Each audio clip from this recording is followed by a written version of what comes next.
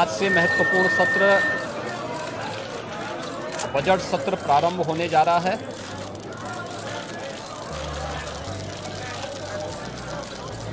विधानमंडल की इस कार्रवाई में भाग लेने के लिए आए हुए सभी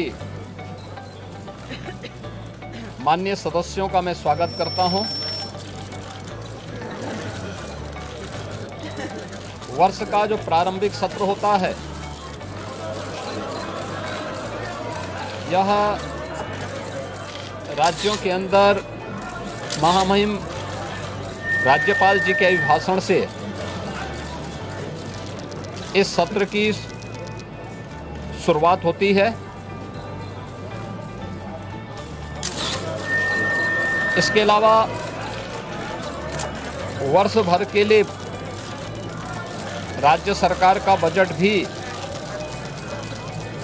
इसी सत्र के दौरान पारित होता है। अन्य विधायी कार्यों के साथ ही जनहित से जुड़े हुए, राज्य के विकास से जुड़े हुए महत्वपूर्ण मुद्दों पर भी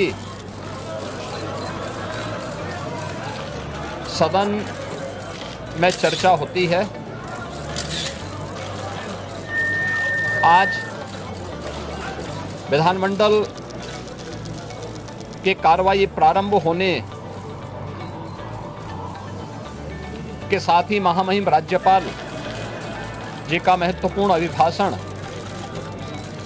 संवेद सदन को महामहिम राज्यपाल जी के द्वारा अपने अभिभाषण के माध्यम से संबोधन होगा। इसके उपरांत कल से महामहिम राज्यपाल के भाषण पर सदन में चर्चा भी होगी। 20 फरवरी को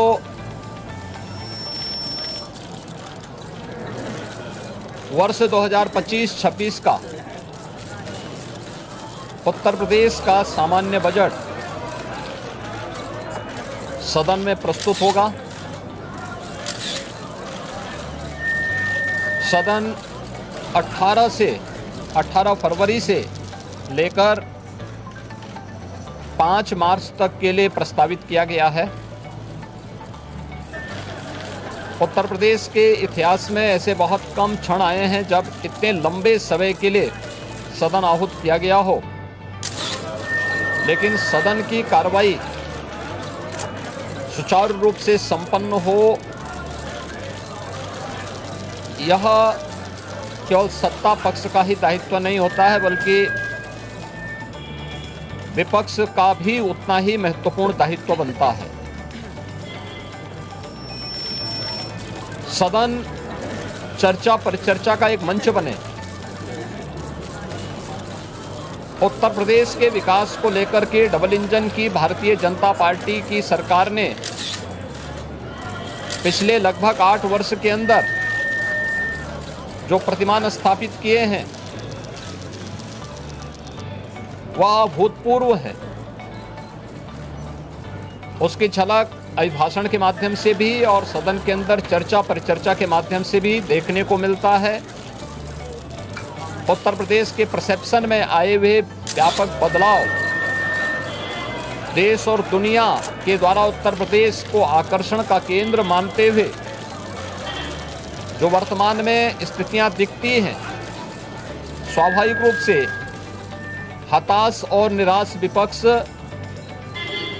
इन मुद्दों पर चर्चा करने से भागने का प्रयास करता है, सदन की कार्रवाई में बाधा पैदा करने का प्रयास करता है। विपक्ष अगर सार्थक चर्चा को आगे बढ़ाने में मदद करेगी तो मेरा अनुमान है कि यह एक बहुत अच्छा सत्र, बजट सत्र हो सकता है, जिसमें अगले 5 मार्च तक चलने वाली सदन की कार्रवाई को न केवल महामहिम राज्यपाल जी के भाषण पर चर्चा करने और सभी सदस्यों को अपनी बात को रखने का, बल्कि सामान्य बजट और अनुदान मांगों पर भी चर्चा के साथ ही विधायी कार्यों को संपन्न करने के साथ साथ अन्य महत्वपूर्ण मुद्दों पर भी, जनहित से जुड़े हुए महत्वपूर्ण मुद्दों पर भी प्रभावी चर्चा का एक मंच सदन बन सकता है और माननीय सदस्यों को अपनी बात को प्रभावी ढंग से रखने का एक अवसर भी प्राप्त होगा। हम उम्मीद करते हैं कि हार की हताशा से परेशान विपक्ष अपनी इस खुन्नस को सदन पर नहीं उतारेगा। सदन की कार्रवाई को सुचारू रूप से संचालन करने में एक सकारात्मक योगदान की हम अपेक्षा करते हैं और मैं सरकार की तरफ से आश्वस्त करता हूं कि जिस भी मुद्दे पर, यद्यपि अभिभाषण और बजट अपने आप में समग्रता को लेकर के दो महत्वपूर्ण मुद्दे होते हैं जिनमें विपक्ष ही नहीं बल्कि सदन का हर सदस्य अपनी बात को प्रभावी ढंग से रख सकता है, लेकिन इसके इतर भी अगर किसी मुद्दे पर विपक्ष चर्चा करना चाहेगा, सरकार उसका तथ्यात्मक जवाब देने के लिए पूरी तौर पर तैयार है। लेकिन हम चाहते हैं कि एक सार्थक चर्चा का मंच सदन बनने चाहिए। आरोप प्रत्यारोप या फिर असंसदीय आचरण से इस समस्या का समाधान नहीं हो सकता है और मैं उम्मीद करता हूं कि महामहिम राज्यपाल के भाषण से उस सुदृढ़ और मर्यादित संसदीय आचरण की शुरुआत हम लोग विपक्ष के अंदर देखने का प्रयास करेंगे। उम्मीद करते हैं कि उस प्रकार का आचरण सभी माननीय सदस्यगण और खासतौर पर विपक्षी सदस्यगण सदन में दिखाएंगे, जिससे लोकतांत्रिक मूल्यों के प्रति आम जन की आस्था को और सुदृढ़ करने में मदद मिलेगी। मैं एक बार फिर से बजट सत्र के शुभारंभ के अवसर पर आज उत्तर प्रदेश विधानमंडल के जो कार्रवाई प्रारंभ होने जा रही है कुछ ही देर में, इसमें भाग लेने के लिए आए हुए सभी माननीय सदस्यों का हृदय से स्वागत करता हूं।